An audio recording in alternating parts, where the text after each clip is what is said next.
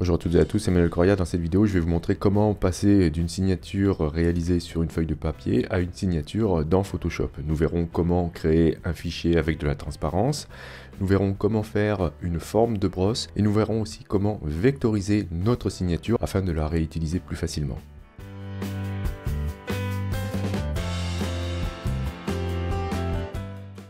Voilà, on va dire que je vais partir avec cette image. J'ai tout simplement fait des séries de signatures sur une feuille A4 avec un feutre noir. Je vous conseille vraiment de faire des essais de vos signatures avec un feutre qui contraste beaucoup avec le papier. Afin de faciliter un petit peu le travail dans Photoshop. Ici, mon éclairage n'est pas uniforme, je l'ai fait exprès pour compliquer la tâche. De votre côté, faites en sorte d'avoir un éclairage uniforme. Et là, c'est une photo prise avec un smartphone, donc ça ajoute encore un petit peu de difficulté. Vous pourrez bien sûr utiliser un scanner, ce sera beaucoup plus propre que ça, ou un autre appareil photo plutôt qu'un smartphone. Mais bon, c'est juste pour vous montrer qu'on peut quand même le faire de cette manière-là. Vérifiez aussi que vous avez une bonne définition de votre image. Ici, moi, si je regarde dans le menu Image, taille de l'image, j'ai une image qui fait environ 5000 pixels sur 3000, donc c'est déjà beaucoup, même si la signature ici n'occupe pas toute la feuille, elle a une très bonne définition. Donc on va essayer d'aller récupérer uniquement l'écriture noire. Ce qu'on va faire, c'est qu'on va peut-être se débarrasser des couleurs, on n'a pas besoin de couleurs ici, donc on peut le faire très simplement en allant dans le menu Image, Réglages, et vous allez ici cliquer sur Désaturation, ok. Hop, donc l'image passe en noir et blanc. Je vais ensuite corriger un petit peu la luminosité de l'image. Je vais aller chercher un réglage dans Image, Réglage, Courbe. Et on a ici, vous voyez, toute cette zone-là est totalement non utilisée à droite ici. C'est pour ça que l'image est grise. Donc je vais tirer le curseur ici des blancs vers la gauche. J'appuie sur Alt pour voir jusqu'où je peux aller. Dès que je vois apparaître, vous voyez, du blanc, c'est que je suis allé trop loin, donc je vais m'arrêter, hop, dès que je vois apparaître des petits points, comme ceci, voilà, donc là l'image est déjà bien blanche. Pour le noir, je ne vais pas aller trop loin, donc j'appuie sur Alt aussi pour voir, voilà, dès que je vois apparaître des petits points noirs, j'arrête, ça veut dire que j'ai atteint la limite, donc je ne vais pas aller trop loin, voilà, je vais m'arrêter à ça. Ok, donc maintenant, ce que je vais faire, c'est que je vais prendre l'outil lasso, je vais délimiter grossièrement, comme ça, ma signature. Voilà. Et je vais copier le contenu de cette sélection dans un nouveau calque à l'aide du raccourci CTRL-J sur PC ou Command-J sur Mac. Je peux supprimer mon arrière-plan, je vais le jeter à la poubelle, je n'en ai plus besoin. Tac. Donc là, à partir de là, vous pouvez, si vous voulez, enregistrer une copie de cette image, ce qui vous permettra de revenir en arrière si vous êtes trompé. Alors vous avez vu, je n'ai pas utilisé de calque de réglage, c'est vraiment exceptionnel. D'habitude, j'utilise toujours des calques de réglage pour revenir en arrière, mais là, je suis assez sûr de moi. Je n'ai pas besoin de m'embêter avec des calques, puisqu'ici, vous avez vu, en appuyant sur Alt, on a vu jusqu'où il fallait ne pas aller. Et ce qu'on va faire ensuite n'est vraiment pas très compliqué. Donc je vais aller chercher maintenant dans le menu Sélection, la sélection par plage de couleurs. Je vais choisir dans la liste ici ton foncé. Donc ça, on l'avait déjà fait dans une vidéo sur les sélections complexes. Et je vais ici donc mettre la tolérance à 0, la gamme à 0. Et je vais tout recommencer. Je vais déplacer le curseur de la gamme jusqu'à voir apparaître le texte. Alors si je vais trop loin, au bout d'un moment, je vais tout attraper et ce sera tout blanc. Donc je ne vais pas aller si loin que ça. Je vais aller aux alentours de 100. Donc là, c'est un cas particulier, ça dépendra vraiment de ce que vous avez à l'écran. Et ensuite, vous allez pouvoir jouer avec la tolérance pour faire apparaître les zones un peu grises. Faites attention, voilà, de ne pas avoir ce genre de problème. Vous voyez, ici, là, on refait apparaître du blanc qui est en fait du noir, et ça serait pas bon d'avoir ça. Vérifiez, je ne vous l'ai pas dit au début, mais vérifiez qu'en prévisualisation, vous êtes sur niveau de gris, sinon vous êtes sur 100 et vous ne voyez pas la différence. Donc vous mettez ici en niveau de gris, voilà, comme ça vous pouvez bien voir le résultat. Alors là, ici, vous voyez cette zone-là, il ne faut absolument pas qu'on ait ça. Ça, c'est à cause de mon éclairage qui n'était pas uniforme. Donc là, je vais baisser la tolérance, voilà, pour le faire disparaître. Ok, donc je regarde un petit peu partout, si c'est correct. Voilà, donc ici, mon trait n'était pas plein, donc c'est normal que la signature soit comme ça. Je peux me mettre ici en prévisualisation 100 pour voir, donc on voit bien que c'était tout à fait ça.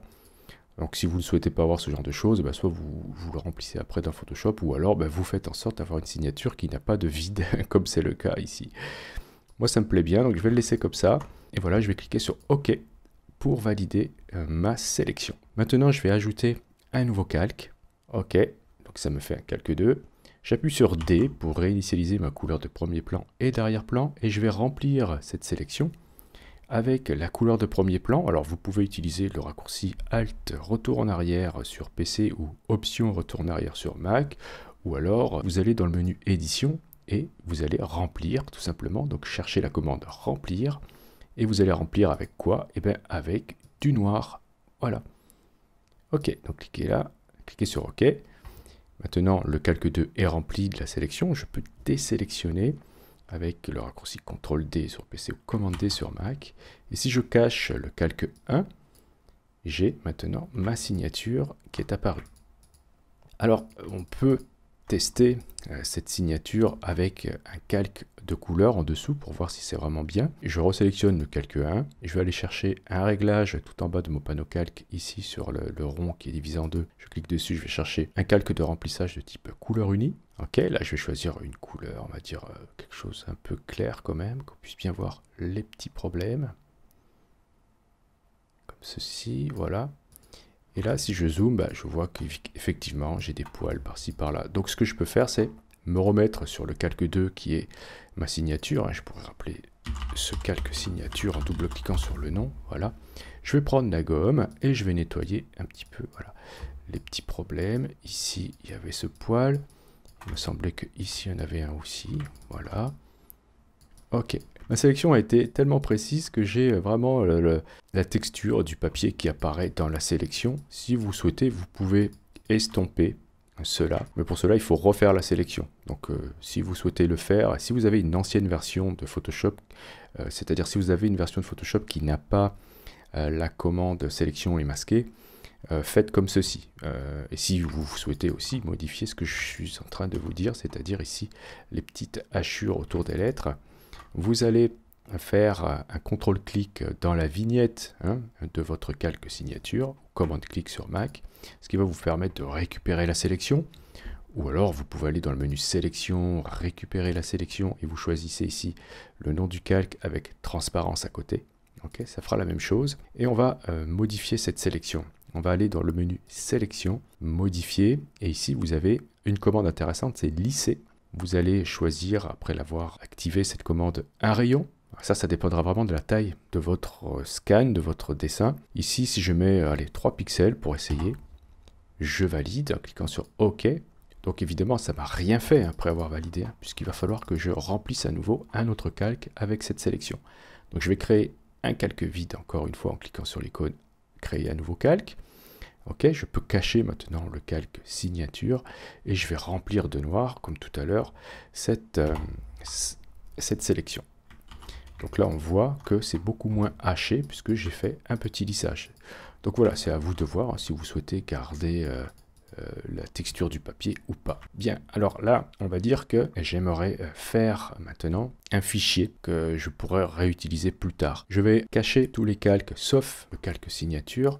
Et ça serait peut-être bien aussi de recadrer, c'est pas la peine d'avoir tout ce vide autour.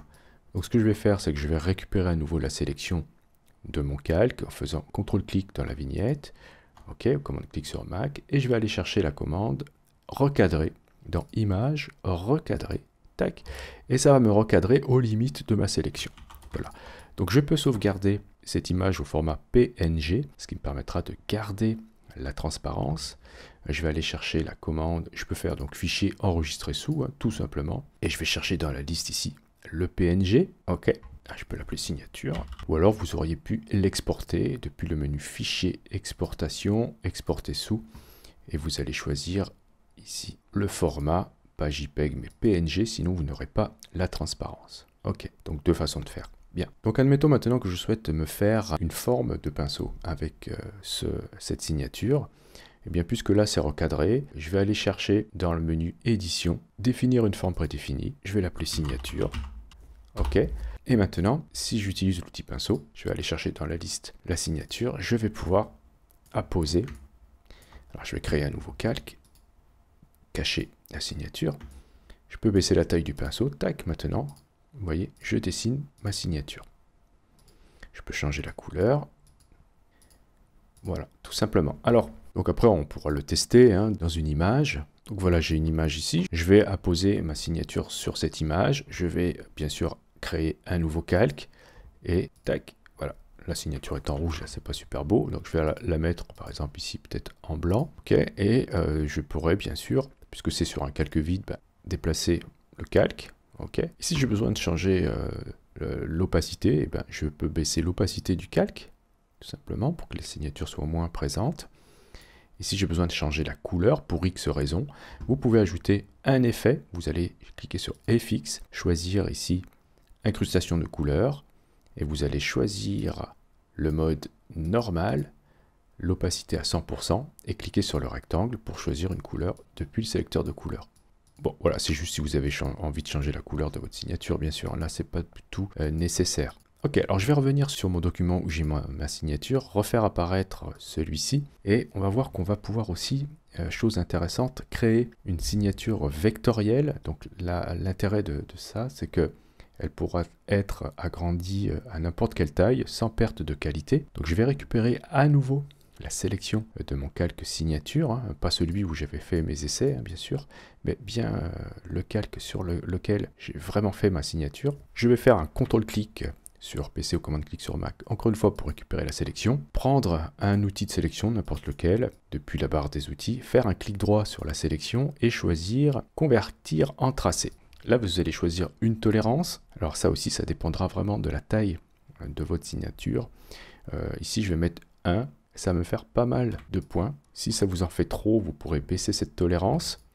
Et ce qui est intéressant, c'est qu'ici, nous avons fait un tracé. Alors, je vais partir de ce tracé, ajouter depuis le panneau calque, encore une fois, un calque de remplissage de type couleur unie, choisir du noir. Et vous voyez que si je désactive tous mes calques, j'ai maintenant une signature qui est vectorielle. Hein, si je prends un outil de sélection de tracé, hein, ici, la flèche noire, on voit que voilà, c'est vraiment une signature en vecteur. Donc je vais pouvoir sauvegarder cette signature vectorielle en tant que forme vectorielle. Je vais aller chercher, après m'être assuré hein, de bien avoir le calque de forme sélectionné. On sait qu'on a un calque de forme car ici on a un petit logo en bas à gauche de la vignette. Je vais aller chercher dans le menu édition, créer une forme personnalisée et je peux l'appeler signature. Ok, donc si je reviens sur mon image ici, je vais cacher mon calque 1. Je peux ajouter maintenant une signature vectorielle, tout simplement en allant depuis la barre des outils ici, choisir outil forme personnalisée. Vérifiez que vous avez le paramètre forme ici dans la barre des options. Choisissez une couleur pour le fond en cliquant sur le rectangle à côté du mot fond. Cliquez sur le rectangle noir et allez choisir ensuite une couleur ici dans le nuancier ou cliquez sur ce rectangle là pour ouvrir le sélecteur de couleurs dans lequel vous allez pouvoir choisir une couleur. Vérifiez aussi que vous n'avez pas de contour, sinon ça va ajouter un contour à votre signature et ce sera vraiment pas très beau. Alors cliquez sur le rectangle évidé ici et allez choisir ici le rectangle avec la diagonale rouge pour supprimer le contour. Et dans la liste que vous avez dans la barre des options ici, vous avez tout à la fin la forme prédéfinie que vous avez enregistrée. Vous allez double-cliquer dessus pour la charger et cliquez ensuite une fois dans votre image, définir la largeur de la signature que vous souhaitez. Par exemple, moi je veux une signature de 500 pixels et vérifiez que vous avez conservé les proportions qui est coché. Après, à partir du centre ou non, c'est moins problématique. Et vous cliquez sur OK et vous aurez voilà, la signature qui va arriver. Donc ici, ma signature fait 500 pixels de large. Et ce que je peux faire aussi, c'est, si je veux changer sa couleur, là c'est encore plus simple, je double-clique sur la signature et je peux changer la couleur. Ok, baisser l'opacité comme tout à l'heure si besoin. Très bien, donc dans une prochaine vidéo, je vais vous montrer comment, à partir de ces éléments que nous venons de créer, ajouter automatiquement une signature sur un lot de photos avec un script ou une action dans Photoshop. Je vous remercie d'avoir suivi cette vidéo. Si vous avez des questions, n'hésitez pas à le faire dans les commentaires. Si vous souhaitez soutenir cette chaîne, vous pouvez cliquer sur j'aime et ou utiliser le lien Utip qui se trouve dans la description. Si vous n'êtes pas encore abonné, cliquez sur abonnez-vous. N'oubliez pas la petite clochette pour être averti des prochains tutos ou des prochains cours. Et justement, on se dit à la prochaine pour un autre cours ou pour un autre tuto.